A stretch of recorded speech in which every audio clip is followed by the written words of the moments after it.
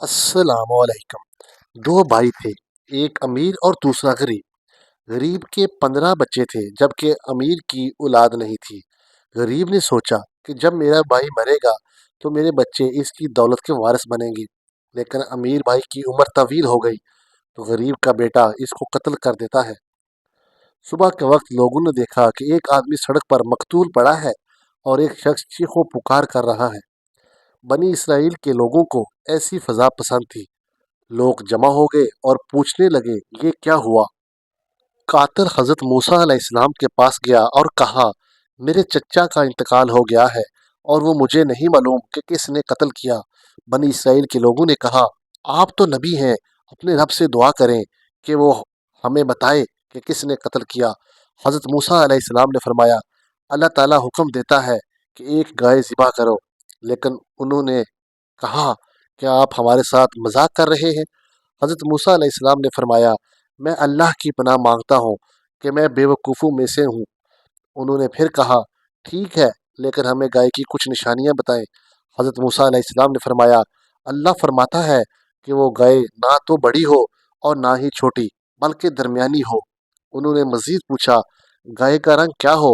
حضرت موسیٰ علیہ السلام نے فرمایا، اللہ فرماتا ہے کہ وہ چمکدار زرد رنگ کی ہو، ایسی کہ دکھنے والوں کو خوش کرے۔ لیکن وہ پھر بھی نہ مانے اور کہا، مزید وضاحت کریں، اس کی اور خصوصیات بتائیں۔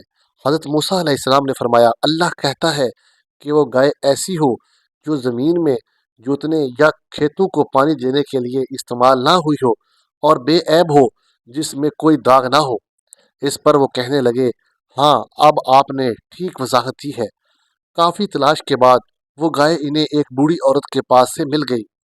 جب اس عورت کو معلوم ہوا کہ بنی اسرائیل کو یہی گائے چاہیے تو اس نے گائے کی قیمت اس کے وزن کے برابر سونے میں مانگی۔ حضرت موسیٰ علیہ السلام نے کہا، تم نے خود کو مشکل میں ڈال لیا، اب اللہ کے حکم کی تعمیل کرو۔ انہوں نے گائے خریدی، اسے ذبح کیا اور کہا، اب ہمیں قاتل کے بارے میں بتائیں۔ اللہ نے حضرت موسیٰ علیہ السلام کو حکم دیا کہ گائے کے گوشت کا ایک ٹکڑا مقتول کے جسم پر ماریں اور مقتول زندہ ہو کر قاتل کا نام بتا دے گا۔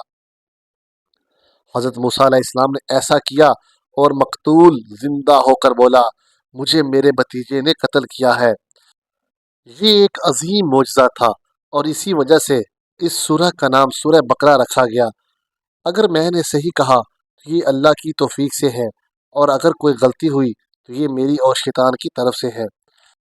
اگر آپ نے یہ مکمل پڑھ لیا ہے تو سبحان اللہ اور استغفار کریں اور پیارے نبی اکرم محمد صلی اللہ علیہ وآلہ وسلم پر درود بھیجیں۔ پیارے دوستو، مزید اس طرح کی ویڈیوز دیکھنے کے لیے چینل کو سبسکرائب اور ویڈیو کو لائک کر لیں۔ جزاک اللہ۔